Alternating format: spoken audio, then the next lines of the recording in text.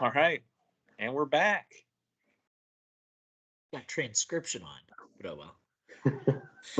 I don't know how to turn that off on the phone, but What's going on, guys? what's up? What's up? It's Friday. The Dow's up like 800 points. Elon's But- taking over Twitter. But what's Zuck at? Is he down still? I don't know. He's lost more money than anybody in like history. Did you see that the two Twitter executives that got fired are in line to get like $100 million severance packages? Must be nice. Must be nice. I'd never work. Texas A&M's like, maybe we should take a page out of that book. That's right. That's right. Well, we're gathered here today. This is what is this? Week 8? Week 8. Week 8 of the Fantasy League. And Yes. standings are getting very, very crowded. A lot of people are still in it. I'll start sharing and we can go over standings real quick and then in last week's matchups. And then Bryson, do you have any data for us this week? I do have data this week. I've always got data. All right, Mr. Andrew Yang. I have the data. All right, can you see that? You can see yourselves. Let's go here. So I'll scroll down here to the standings real quick. And any surprises or anything that is crazy that you think through 7 weeks? So, I mean, the one that jumps to me, just because I have my luck ratings open, Taylor is currently at 2-5 and towards the bottom feeder. But based on his points scored, he's at 738. He's given up 723. I have him as an expected record of 5-2. So to see him stuck there at the bottom, you see Maud with 498 points and 3-4, and Taylor at 2-5. Like, what a 240 more points than him. Wow. Yeah, just brutal luck so far for Taylor this year. Oh, poor and to make matters worse, he's lost Chase for 4 to 6 weeks. Huge surprise. Sorry, Taylor. So I imagine on the flip side, you've probably got, although Wes has the second highest points for now. So yeah, so I mean, Wes is where he's at. I mean, if you've got this open, I can run through just talking through. So the projected standings based on total points, I mean, you can kind of see them through, but CT, I've got you at 6-1, you're 4-3. Wes at 6-1 should only be 5-2 with Taylor. So, I mean, yeah, he's gotten a little lucky, but his team's strong. Shmee's right at the expected win total. CB and Jerry, I have should be 3-4 along with Scales. So kind of making up that middle part. So the middle is not too far off. Jack's a little lucky as I have him should be 2-5 and he's 4-3 sitting well, but everybody else is playing out about where you'd expect. I've probably got one more win than I deserve as well, but really the big call out here is Taylor and Jack to some extent being a little lucky here, but yeah. Man. Well, good luck to everyone this week except Nels. So, and looking back at last week's, let me pull last week's up. Jerry, any surprises last week? I'm sure Bryson isn't happy with that 48. That's got to be the lowest of the season, and that's going to happen as you get into bye weeks. But it was brutal. It was. I did check. It was only like the 60th worst scoring of any week in league history. So I was worried I was breaking into like the top 20 there. But yeah, it was brutal. Oh man. The blowout was Wes, which Bryson and I picked Nels on the last podcast, and I won with only 74 points, so I got super lucky. I even said that in the group chat that I only would have beat, 3 other teams, and one of them was Mays, so I got really lucky this week. 4 teams over 100, Shmee right at almost 100, 5 teams with Taylor just losing by 2. That was brutal.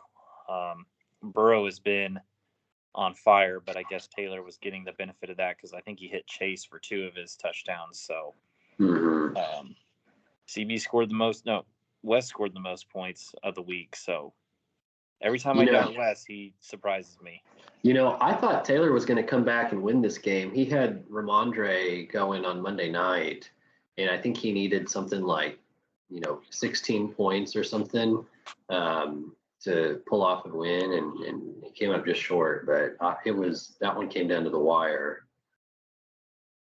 Yeah, and we're still, I looked at it this week, we're still pacing for the second lowest scoring season of all time through 7 weeks. So, I mean, we're really at that point where you score 100, you should expect to win. So, again, bad luck with Taylor getting that 113 and not picking up a W in a low scoring week across the board. Yep. And a 99 losing, that's another, Yeah, some bad beats. I mean, Jack was what, the sixth lowest score, or not even that, fourth or fifth lowest score, and he pulled out a win. Same with Jerry. I mean, he got very fortunate. Yeah. Yeah. That's how the cookie crumbles. Well, let's go into this week's matchups, and I don't have any sort of. We start with first place, so we'll start. CT, do you want me to cover Power Index really quick? Oh yeah. You cover Power Index. Do you want to share? I'll share. All right. Please do. Thank you. So I'll do this really quickly. Oh, one quick thing. Let me make sure there wasn't any significant stat things this week. I think, yeah, you were the first to join the 18,000 point club. So congratulations on that. With me and a losing streak, there's quite a race to be the third member of the Century Club now, with me at 96, Aro at 94, Scales and Alice at 93. So that'll be an interesting race to watch. Other than that, those were the big kind of milestones of the week. If I go to PI data, so CT, you're dropping off a little bit from Paradox here. You're now at 188. And we do see that Wes here has entered the top 20 with his 117 power index. So yeah, even though he has gotten maybe a little lucky, his team is very strong. So he's in that top 20 range. So great work from Wes. You can see that Mod is very much in the midst of the WOT board right now. So something to watch going forward. And quite honestly, there's a few, Nelson, me could jump into that conversation as well with our -70 and 73 scores. If one of us starts falling apart, we could quickly fall onto that loser board as well. So here's your update for the PIs. Hey, can you go back to the scoring by year? I wanted to ask a question on that. Go ahead. What would you like to know? You had a score by week, and by team, maybe it was wherever you started out. Maybe it's not on this one.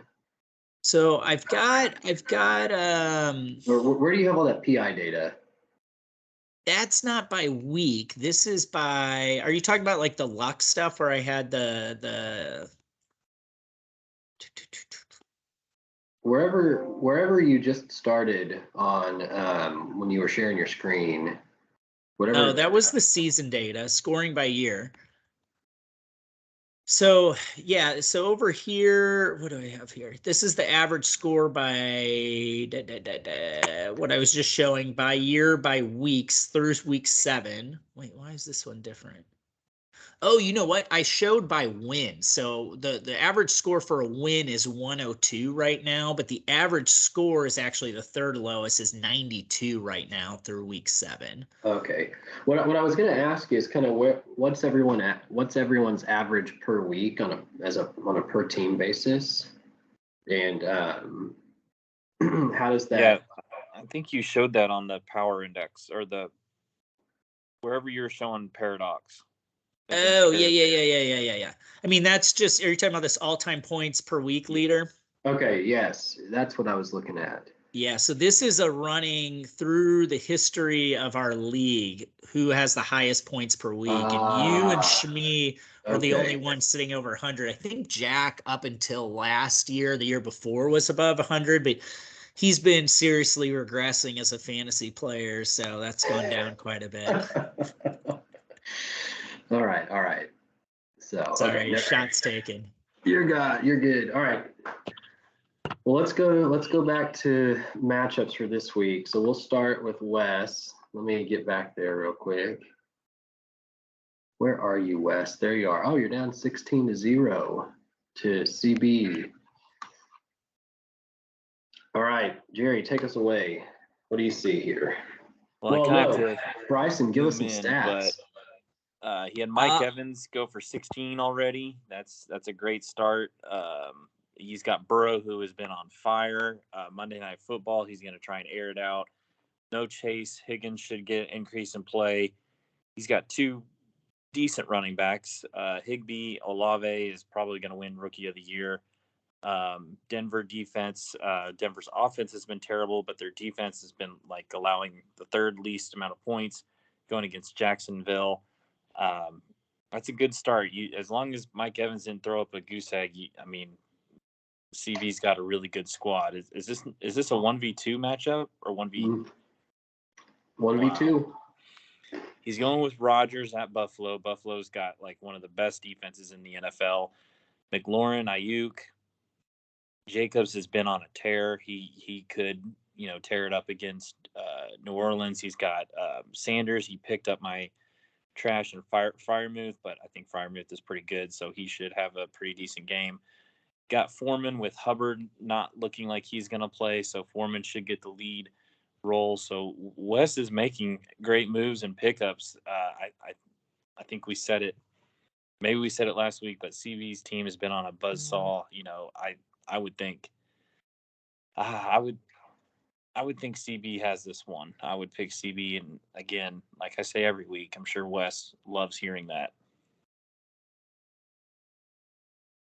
Bryson, what do you got for stats on it for us here? I'm muted.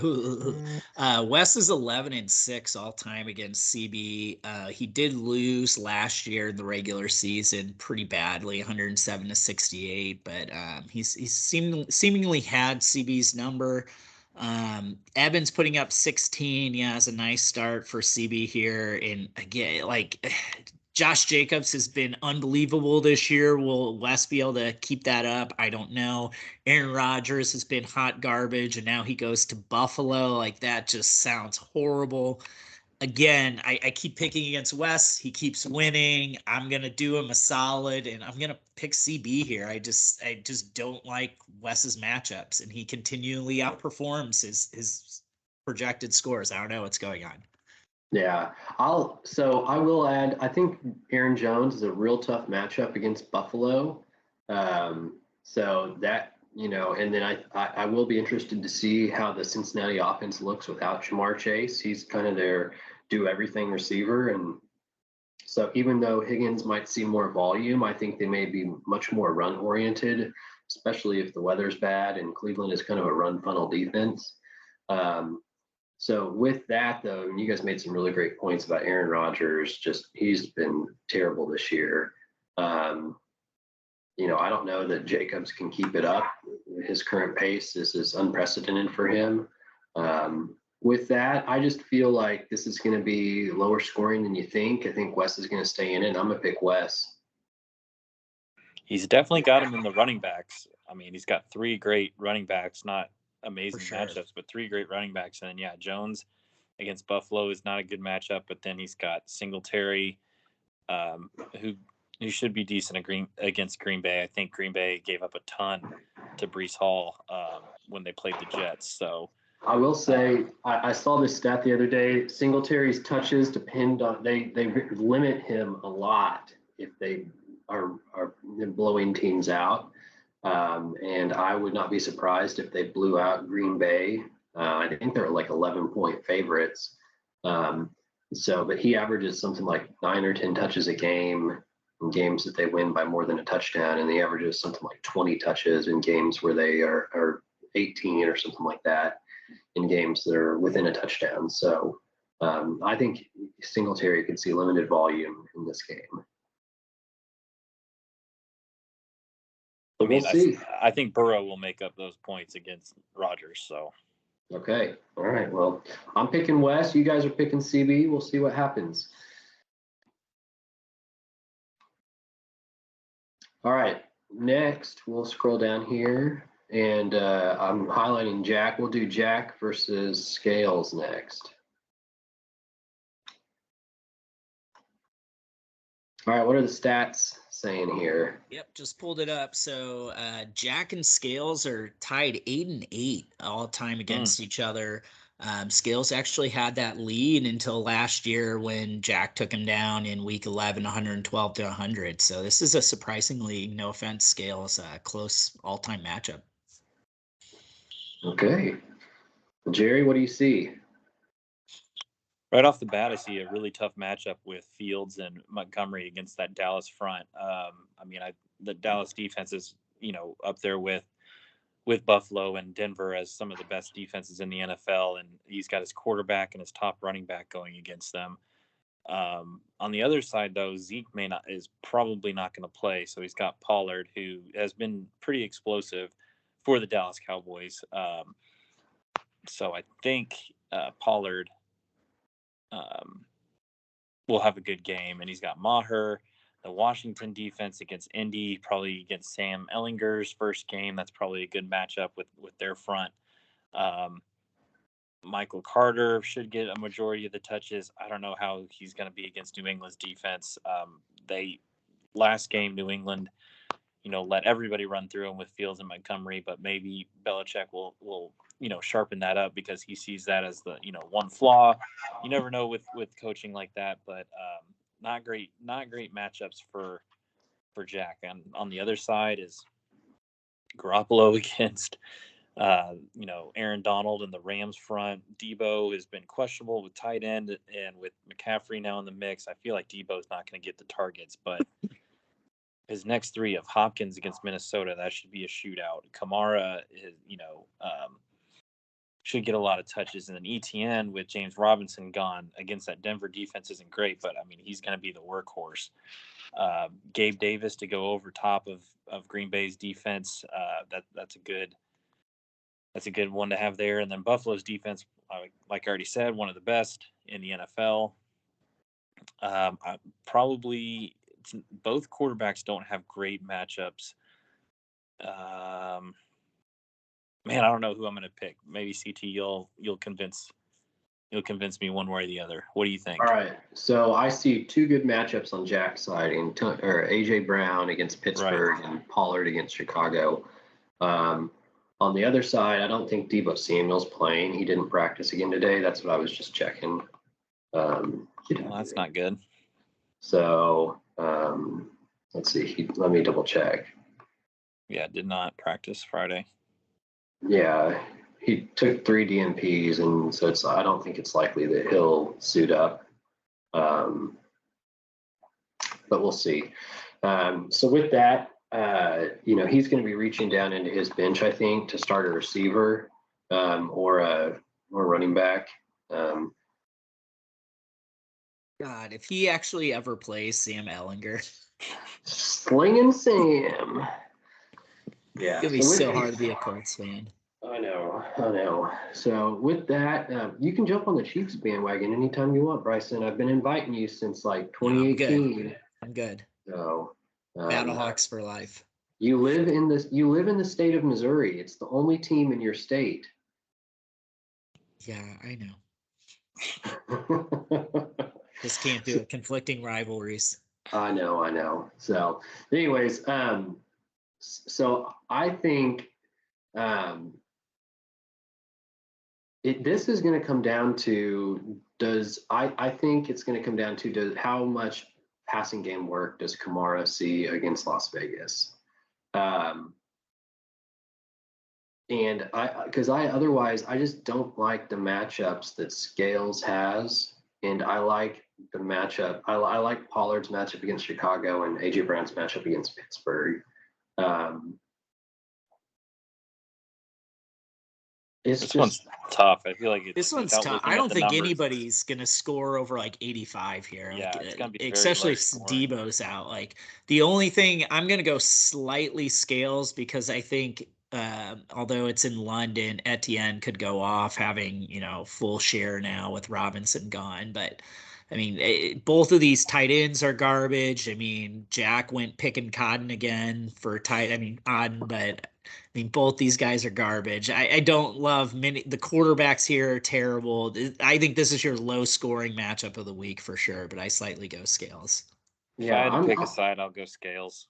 I don't love it, but I'm with you. I mean, I think getting 9 points from a kicker may be a difference here.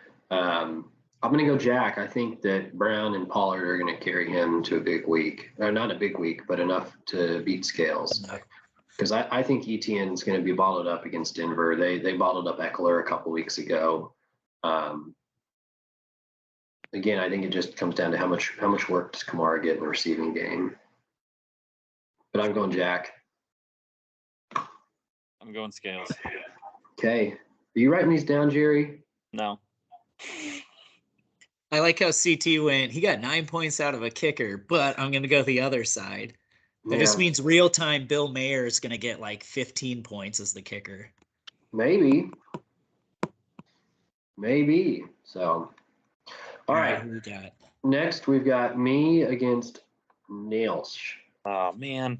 Nels is going to hate hearing this, but do we really have to go over this? Nels is really good, man. His team's phenomenal. No. Well, you know what? I feel like Nels always has this like idea of like my team's either good or I don't care and it's not a big deal. Like in fantasy, I feel like his team's either towards the top or just garbage, and this is a garbage year. Surprisingly, he is 9-7 all time against CT. Wow. So yeah, and that includes a 2-game winning streak where last year he scored 190 against CT in week 7. CT only scored 78, so I don't have to feel bad about it. The one before that you probably do feel bad about was the championship semifinal in 2020 when Nels beat you 106-90. So a little bit of revenge here for CT. I don't think he's going to take his foot off the throat here and just go for the jugular. That semifinal game was the game that I would have won had I not subbed out David Montgomery last second. So yeah, I remember that. I do too. So yeah, what do you see, Jerry? You don't have the best matchups. Like of any week, this is the week to play you, and you're going against the bottom team right now. So lucky, CT gets lucky again. Dalton versus Vegas. He's the first quarterback to throw 4 touchdowns and still have a great fantasy day, even though 2 touchdowns were pick sixes too. So Dalton could be slinging it against Las Vegas. Pittman with Ellinger, who knows? I feel like that's a big downgrade for Pittman. I mean, Ellinger couldn't move around in the pocket because Matt Ryan is a statue in the pocket. So maybe he finds Pittman and it's actually an upgrade. So I can kind of see it either way if Sam's able to avoid the sacks and get out of the pocket. I'm really high on Pickens, but that's a really tough matchup at Philadelphia. They've got a great backfield in the defense. But then here's where it's fun: is you've got Barkley at Seattle. Seattle's been a terrible run defense. Henry at Houston. Houston's the worst run defense. I feel like that should seal it up right there. And then McCaffrey, after having a full week of practice, is you got your 3-headed monster right there. The biggest question is as the season goes on, is picking up the Philadelphia defense going to be worth Deontay Foreman? We'll find out. We will find out. Nelson's got Murray in a good matchup, and CD. Chicago kind of stifled a lot of the New England quarterbacks when they try to roll both of them out there. Kirk and Robinson haven't been much lately. Pierce has been a great surprise. I mean, I think he really needed Andrews to have a big game, and to start out, only getting 3 points of his 10 projected is not a good start. Harris is way in the back behind Ramondre Stevenson, so out of his flex, I would be surprised if Harris gets 2 points out of his flex. So with that, I feel like CT's team is reeling because of buys and injuries, and he gets to play the worst team on this week. So I'm going CT. Yep, I'm gonna go the same way. I don't see this as close as Yahoo is suggesting it might be. Really, I think Nels had to get a big game for Mark Andrews, did not clearly, which he got injured, didn't he? I missed that game. Yeah. He did. But I Yeah, saw him standing on the sideline without pads. I was like, oh, there goes Nels's chances. CT, I think, your vulnerability, and I know you're making trade offers, is that wide receiver here. Pittman with now Ellinger. I don't know how that's all going to go. If anything, being a Colts fan, I think they're doing that to relieve the run game a little bit with his legs option. So I think there's going to be a lot less balls to go around, which Pittman is a PPR master. So I don't know how that plays out there. Really, his three-headed monster at running back is just going to be such a solid base. I don't see Nels overcoming that. He needs a lot of points for Kyler, and quite honestly, I can't remember the last time Kyler's been able to produce that game, even if he's got a good matchup against Minnesota. So I just don't trust what Nels has got remaining on his sheet to be able to put up enough points to compete with CT here. So CT. Yeah, I am getting kind of lucky. I'm catching Nelson with some bad matchups. Kyler's got a good matchup, but I think, and he's catching me without Mahomes. But Excuse me, did you just say Kyler has a good matchup? Kyler has a decent matchup against Minnesota. Do you know what this weekend is? Don't. What is this? Modern weekend? Warfare comes out this weekend. That's a terrible matchup. Does it really? Came out today. Oh man, I didn't know that. All right. Well, that being said, I picked up Dalton because he's got the Vegas gives up the most points to quarterbacks. So that's why I'm running with him. And so, and then, yeah, like you said, Bryson, I've been trying to trade for a wide receiver. So Can't believe I didn't take Gus from you, man. Really missed out on him. Yeah, well, I need Gus for next week because I've got both Barkley and McCaffrey on bye next week. So First congrats. world problems. Yeah, congrats to whoever plays me. You'll get a W next week. But I can't remember what reverse. I was looking at, but I think week 10 has like 6 teams on bye. Really? This week only has 2. Why would the NFL not do 8 weeks of 4? I heard they had a big conference at the beginning of the year, Jerry, and they literally were pulling up schedules from fantasy leagues and saw your schedule and try to optimize fucking you over. No, it doesn't really affect me. I'm just saying that's a lot. That's a lot of teams on bye. That's going to affect a lot of people. Yeah. I think I'm only missing one person here or there, and I couldn't trade Lamar to Scales because that's when I played Scales, and what was it? I couldn't trade Jalen to Scales because when I played Scales, I would need Lamar, and Lamar would be on a bye. So I was like, "You're the one team I can't trade Hurts to." Yeah. So. Well, anyways, with that being said, I'll pick my team. I think my running back matchups are good. So except McCaffrey, that's a tough matchup against the Rams, but the Houston and Seattle matchups are pretty good, and I think Dalton will be respectable this week. So yeah, nice. All right, so moving on, let's go to RO versus Shmee. Got that 106 already? That's right. What are the stats here? All right, so we've got Shmee 6-5-1 all time against RO, but it's been a series of streaks as Shmee has won 4 in a row after losing 3 in a row the previously to RO. So this is a get back match for RO. He lost to Shmee in the championship semifinals 105-84 last year. So we've got some 2021, or was yours 2020 CT that I mentioned in the semifinal? It was 2020. Well, either way, some semifinal revenge get back games going on here. Yeah. Well, he had Jackson. He just traded for Jackson. So got him 25 right at projected. I feel like he could have had a bigger game, but 25 is respectable in this league. The last 3 weeks, I think he'd only gotten in the teens. So 25 is a good start. Adams, Kupp, Cook, and Lamar going forward is a great basis to have. I feel like he's going to be in every matchup with those 4. It hasn't really worked out for him this way, but he's finally kind of got a quarterback, so he doesn't have to stream Wentz and Lawrence. So RO could be trying to climb back in the playoff hunt. Ertz has been one of the most targeted tight ends. I don't know what's going on with Mostert, but looks like he was limited yesterday. Lockett with no Metcalf should get a lot of targets.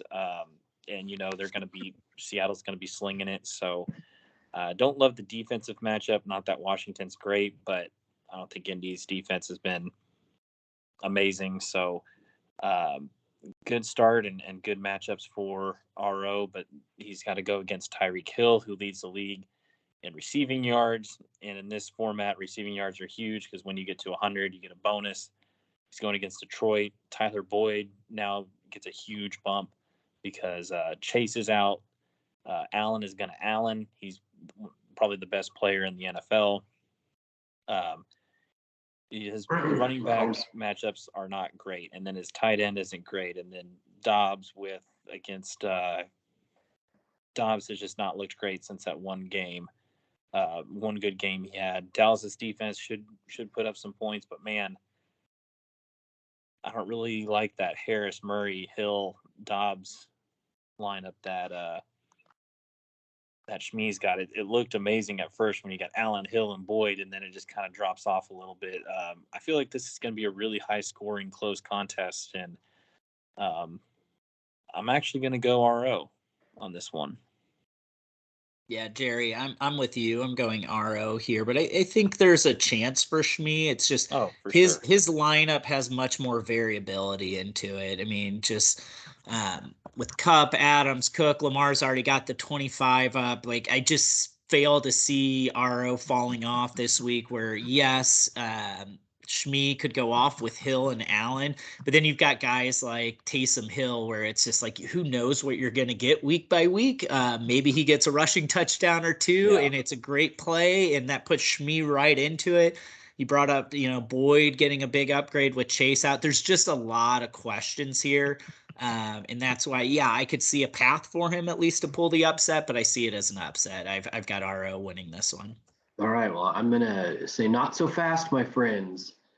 I think that Shmee is going to get 80 points combined from Allen and Hill and then get enough. Which Hill? Tyreek. T Hill? T Hill. Yeah, that's right. T Hills? T Hill. Two T Hills. So, but yeah, I think he's going to get 80 combined points from Allen and Tyreek and then scrape enough from the rest of the roster to pull off an upset here.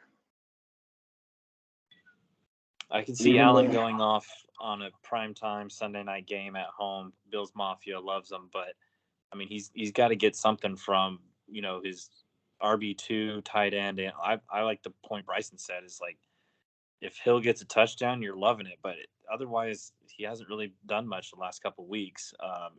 It's impossible to predict what he's going to do every week. So it's really risky. It's a risky start, but it has huge upside if he's involved in the goal line, stuff. But I'm going to go RO just with the safer floor and the matchups, even though I think this is going to be the opposite of Jack and Scales. This is going to be close and high scoring. I mean, I'm with you. I still love the play of Hill here in the tight end. Like it is risky, but versus playing a waiver wire tight end and playing like odd and like Jack is, and he might get 1 point anyways. You've got the chance of just having an incredible performance. It's just you can't predict it week to week. Right. Yeah. So, all right. Well, good luck, guys. All right. Next. Ooh. Wrong click. Let's see here. Let's go down here. So let's look. We looked at that one. So we've got us. Bryson versus Bryson and Jerry. Ooh. Jerry, any predictions on what our record is? I would obviously say you're ahead. I'd say like 9-4 or something. It's 11-6 me. You did win last year in a barn burner. You beat me in week 11, 127-124. So wow. It's the last time we played. So yeah, hopefully I can come up a little bit better here. So you got Tua back against a great matchup. That sucks for me. I've heard on podcasts that, London is going to be really tough, or Drake London is a tough play. I Yep. feel like just with that Atlanta offense, you can't really start anyone. Maybe Pitts, but you got one of the best receivers in the league in Diggs. Dillon has kind of fallen off. I feel like he's only gotten a handful of touches each of the last games, and going against Buffalo. I don't think Elliott's going to play, so you're probably going to have to play Algier, which isn't a bad matchup. He's projected for more points than, or he's projected for 7 points. It's not terrible. It's good to have someone like that on your bench. You also have Waddle, so you have the Waddle to Tua connection. I'm going to have to be watching that Detroit game to make sure that those connections don't happen. And then you already got 10 from your kicker. That's a good start. Tennessee against Houston, they could rattle David Mills, and that could be a good matchup. Houston isn't the greatest offense, but you never know with them. And then Goddard is one of the best tight ends behind, Kelsey and Andrews, now that Andrews is out. So should get a lot of targets from Hurts, but that's going to be negated because I have Hurts on the other side. Godwin got 7, not great. Would have loved to get a touchdown, but 75 rushing yards or receiving yards isn't bad.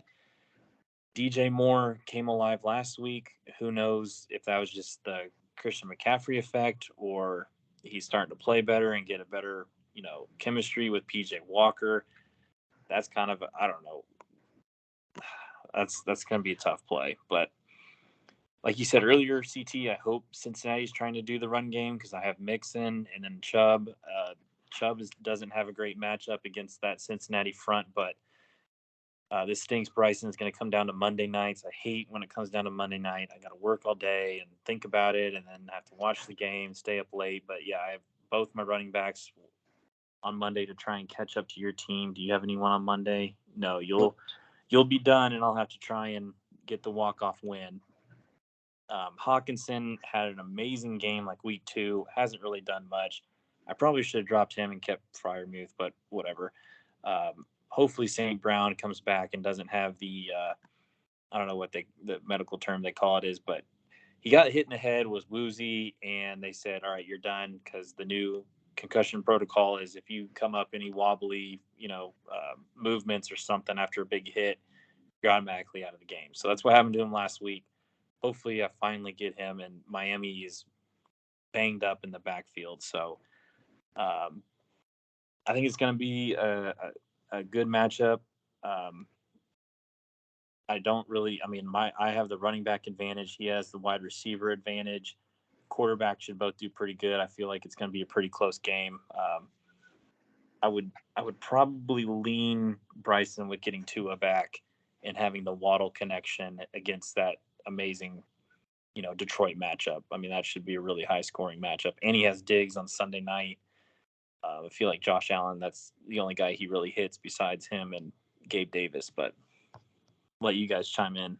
Yeah, I'll go quick. I mean, a reverse alert here, but I don't think you'll be needing to pay attention on Monday. I just hate my team here, but once again, I've got a quarterback coming back against Detroit. Hopefully Tua didn't tweet that he personally waited to come back against Detroit, because that didn't work out for Dak last week. And I think that's my path to victory, like you said, is a Waddle Tua connection. Like you said, Goddard gets, neutered a little bit with you having Hurts there. I just flat out hate my running backs here. I'll play Algier, but Dillon's been horrible. That team just looks horrible. They're going against the Bills. You've got Chubb and Mixon. I see you winning this probably 8 out of 10 times. Yes, I've got a chance, but I'm picking you. I'm picking Jerry as well. I think it's going to be about 95 to 70 type game. Yep.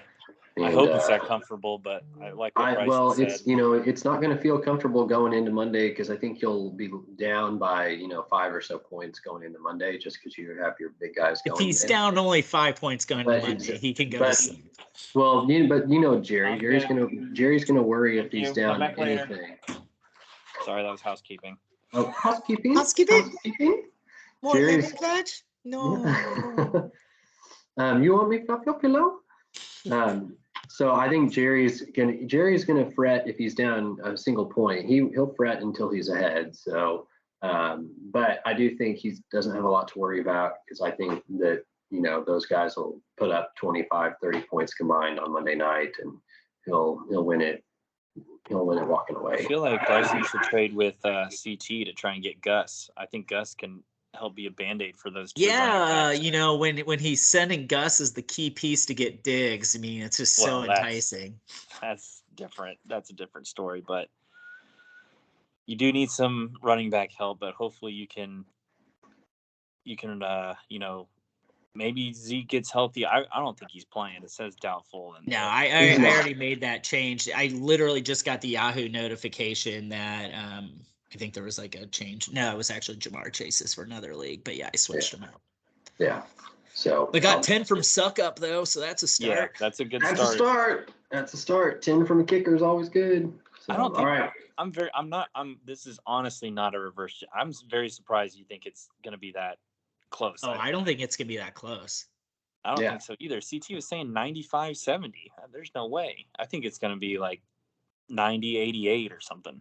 No way. I will be happy to break 80 this week. Yeah. I think if you fall apart, I can catch you. I just don't. I mean, I'm basically banking on a quarterback returning and just going off with this top receiver. Yes, it's Detroit, but like that has to hit. Otherwise, I have no chance. Yeah. I think Diggs is going to score a third of your points, Bryson. Yeah. I haven't eclipsed 75 points, over 75 points in 3 weeks, I think. Well, this is the week. I hope so. This is the week. Oh man, this next matchup I just pulled the stats on. Woo. All right, let's see it. This is the last matchup. Taylor and Mays. All right, so Taylor is 9-1 all time against Mod, including the last 5 have gone Taylor's way. Taylor has scored 100 points or more in all but 2 matchups against Mod, losing 77-61 and the only time in 2017, and then the first time they faced off, he won 79-45. Every other time he has scored 125, 113, 130, 155, 113, 108, 142, 129. So Taylor feasts on the woat. So, wow. And might I add that the last win was very personal. It was a 11th place consolation beatdown, 125-90. Mod's probably best score of last year, and Taylor just stuck it down his throat and said, "You are the woat. Accept it." Sorry, Mod. What do you see, Jerry? Man, if Taylor could have gotten a win last week when, we thought he had no shot with Cousins and Jefferson out, that would have been incredible. But he's got them back against Arizona, which should be a shootout. I don't think Arizona's defense is that great. I haven't looked up the stats, but I think it's a good game script. I don't really like Claypool. He hasn't really done much since his rookie year. He got 11 from Fournette, which is a solid start. Should get a ton from Stevenson, catching and running out of the backfield. Pitts hasn't scored many TDs, but I think he's the only Atlanta receiver or, skill player you want to play in Atlanta's offense.